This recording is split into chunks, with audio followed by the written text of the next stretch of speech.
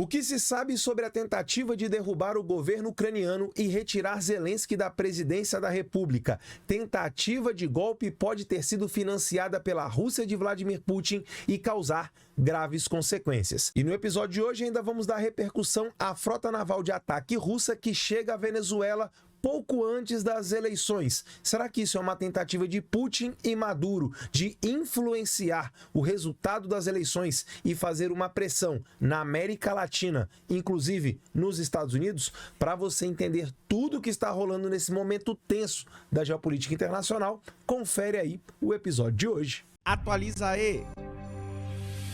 Fala galera, Tobi na área com mais um Atualiza aí no ar. E olha que situação extremamente complexa para a Ucrânia. Uma tentativa de golpe foi reportado pelo serviço de inteligência ucraniano. No que se sabe até o momento, uma tentativa frustrada, uma vez que Zelensky continua na presidência da República e comandando a Ucrânia contra a Rússia de Vladimir Putin. Para você ficar por dentro de tudo, confere aí a primeira reportagem que eu separei para você no dia de hoje. O Globo diz assim na sua manchete: Ucrânia denuncia suposta tentativa de golpe contra o governo do país. Suspeitos são presos. Letrinhas pequenas. O Serviço de Segurança da Ucrânia anunciou que frustrou uma suposta tentativa de golpe de Estado nesta segunda-feira, prendendo 2 suspeitos de arquitetarem um levante. De acordo com as autoridades ucranianas, os golpistas teriam reunido 2.000 pessoas, incluindo militares, e tinham a intenção de tomar o parlamento e derrubar o governo. Gente, 2.000 pessoas é gente demais. Será que tem tanta gente na Ucrânia nesse momento querendo tirar o Zelensky da presidência? Mas quem iria assumir o local dele? Seguindo o segundo parágrafo, a Ucrânia informou em uma publicação no Telegram que os organizadores da tentativa de golpe planejavam ter iniciado um motim em Kiev no último domingo, dia 30 de junho, com uma distração para tomar o controle do parlamento da Ucrânia e remover as lideranças militares e políticas do poder. Então essa tentativa de golpe aí seria extremamente ampla, removendo obviamente o presidente Zelensky, todos os ministros do primeiro escalão e inclusive removendo os líderes militares. Mas será que isso seria possível com um golpe desse tipo? Seguindo aí, último parágrafo. A publicação não informou se a tentativa de golpe teria algum laço direto com a Rússia. Mas claro que deve ter, né? Não tem nem lógica não tem. Imagina o dinheiro para você mobilizar tanta gente, 2.000 pessoas. Isso, na minha opinião, deve ter sido claramente financiado pelo Kremlin, pelo Putin, pela Rússia. Mas o que você acha disso? Continuando. Mais 4 suspeitos foram identificados e presos. Armas, munições e equipamentos eletrônicos com possíveis dados sobre a tentativa de golpe também foram apreendidos. E aí que vem a questão. O Zelensky está completamente cercado por inimigos. Tem que ficar de olho aberto. O serviço de segurança, serviço de inteligência ucraniana tem que estar muito atento. Aliás, só para você ter uma ideia, essas tentativas de golpe na Ucrânia não são novidades, tá? Na história do país, tampouco na atual situação da Ucrânia. Já foi tentado um golpe na Ucrânia antes mesmo do conflito começar com a Rússia. Aliás, a justificativa era que um golpe de Estado na Ucrânia antes, de começar esse conflito com a Rússia seria justamente a tentativa de fazer uma negociação com a Rússia, voltar a se aproximar de Vladimir Putin, se afastar da União Europeia, garantir que a Ucrânia seria um Estado vassalo, fantoche da Rússia, para que esse conflito não tivesse começado. Mas é como eu sempre digo, se um país não tem o direito de tomar aí as rédeas do seu próprio destino, então na prática não é um país, é só um território mandado por outros líderes, que era o caso da Ucrânia até o atual momento de decidir se afastar da Rússia e se aproximar da União Europeia, o que tem mais ou menos ali uns 10 anos, desde lá do Euromaidan, que aconteceu há um pouco mais de 10 anos, 11 anos atrás, mais ou menos. Se você não sabe o que é Euromaidan, vou deixar aqui no final os cards para um vídeo que eu explico tudo da Revolução Ucraniana, que de fato dá início a esse afastamento da Ucrânia como Estado vassalo da Rússia. Mas o que você acha? Que essa tentativa de golpe foi ou não financiada e orquestrada por Vladimir Putin e os líderes russos? Quero saber sua opinião. Coloca aqui nos comentários, que você sabe que eu leio todos e eles são muito importantes aqui para o canal.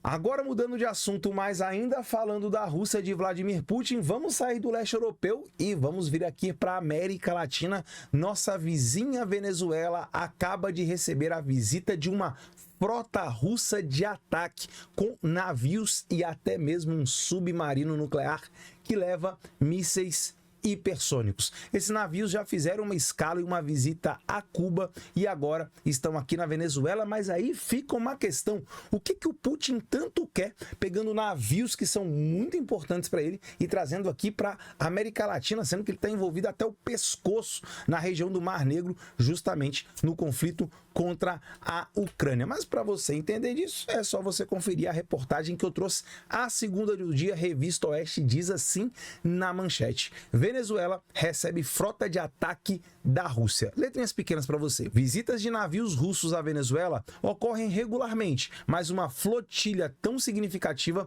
não chega lá há tempos, ou seja, é algo a se destacar. Uma frota tão poderosa, embora não tão grande, mas com navios muito relevantes. Seguindo, para Moscou é uma demonstração simbólica de capacidade de projeção de poder, embora garantido pelo arsenal de mísseis intercontinentais. Porque, na verdade, o que garante a projeção de poder da Rússia não é a sua marinha, que, se comparado à da própria China, que está ali do lado, e principalmente nos Estados Unidos, a marinha da Rússia é tipo nada. E não adianta você aí, que é Putin boy, que é fã da Rússia, falar: nossa, a Rússia é poderosa. A marinha da Rússia é pífia. A União Soviética tinha uma marinha considerável, mas devido à grave crise econômica da União Soviética e da Rússia, logo do início ali na transição União Soviética-Rússia, essa marinha foi praticamente toda destruída, ficou enferrujando nos portos, ao ponto de um grande submarino russo ter naufragado há alguns anos atrás, eles não terem nem condição de tirar aquele submarino do fundo do mar, salvando ali, por exemplo,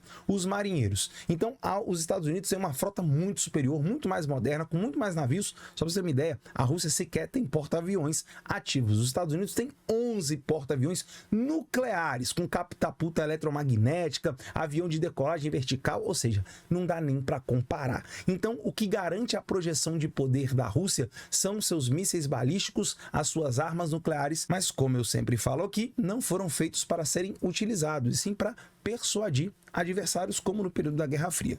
Seguindo aí, enquanto o Putin se confronta com o Ocidente na crise ucraniana, enviar navios de guerra para o Caribe é uma demonstração de força. O envio ocorreu depois que os Estados Unidos permitirem que Kiev use armas contra território russo, o que aumentou a tensão. Então é uma espécie de resposta, embora seja uma resposta simbólica, meio que até retórica. Na prática, esses navios não vão fazer nada contra o território ucraniano. Agora, aliás, contra o território americano. Agora, na prática, é uma grande força para o Nicolás Maduro, que é o ditador da Venezuela. Para ele, sim, é uma demonstração de força, mostrando que a Venezuela não está isolada, principalmente agora com essa formação desse bloco de poder no Oriente, formado ali pela Rússia, pela Coreia do Norte, pela China, pelo Irã, justamente quem vai se aproximar da Venezuela, porque do Ocidente a Venezuela está completamente isolada e vai ter eleição na Venezuela agora. Aí eu já te digo, tá? Vou prever o futuro. Quem você acha que vai ganhar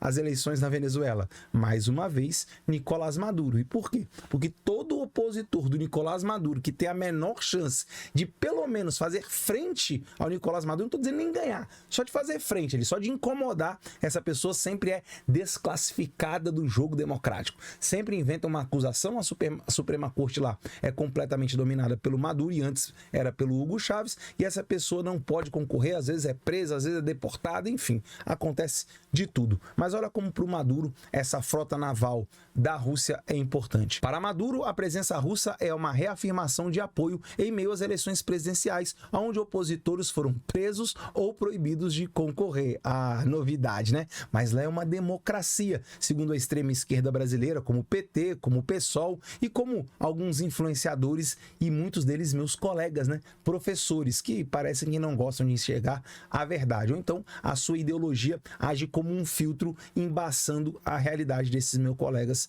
professores. Muito triste. Para finalizar aqui, ó, apesar da presença russa, Maduro disse estar pronto para negociar com os Estados Unidos para acabar com as sanções do setor petrolífero retomadas por Washington em abril. O impacto da visita russa nesse processo é incerto. Então quer dizer que o Maduro, ele aceita e recebe apoio, né, geopolítico, uma pressão russa, mas quer negociar com os Estados Unidos? Posso te dizer, principalmente se o Trump for o vencedor, não vai ter negociação nenhuma, porque a Venezuela se coloca como inimiga do Ocidente, inimiga dos Estados Unidos e completamente aliada à Rússia. Agora, a Venezuela é um risco aqui na América Latina, a estabilidade, a paz regional, inclusive ao Brasil, e eu te explico por quê. Principalmente no governo de Hugo Chávez, que já não está mais entre nós, ele se tornou muito próximo da Rússia e comprou da Rússia muitos armamentos muito modernos, com destaque para os caças Sukhoi, MiG-29 e aí o principal destaque, as baterias antiaéreas que o Brasil sequer sonha em ter. Ou seja, hoje, do ponto de vista regional, a Venezuela é sim um adversário à altura da pífia Forças Armadas do Brasil. As nossas Forças Armadas são ridículas se comparado ao nosso tamanho e às nossas necessidades. Do ponto de vista da Força Aérea, então, aí nem se fala. A nossa Força Aérea é pífia, ridícula em questão de capacidade, projeção de poder, equipamentos. Estamos muito atrás da própria Venezuela. O que não se sabe ao certo é se no atual momento todos esses equipamentos que foram adquiridos aí há já alguns anos por parte da Venezuela, adquirindo esses equipamentos da Rússia, se eles estão operacionais,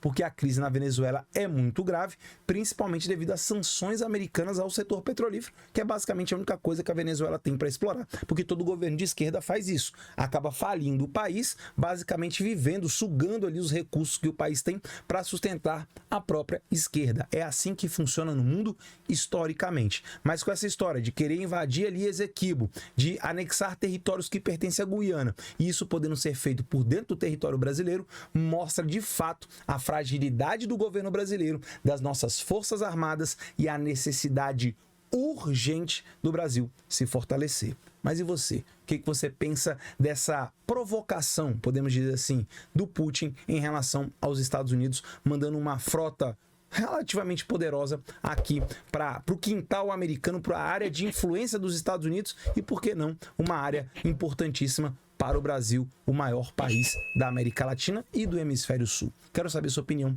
coloca aqui nos comentários agora. Se você chegou até aqui, gosta do Atualiza aí, gosta do meu trabalho, dá uma força, dá uma moral para que a gente chegue aos 100 mil inscritos o mais rápido possível, clicando aqui, ó.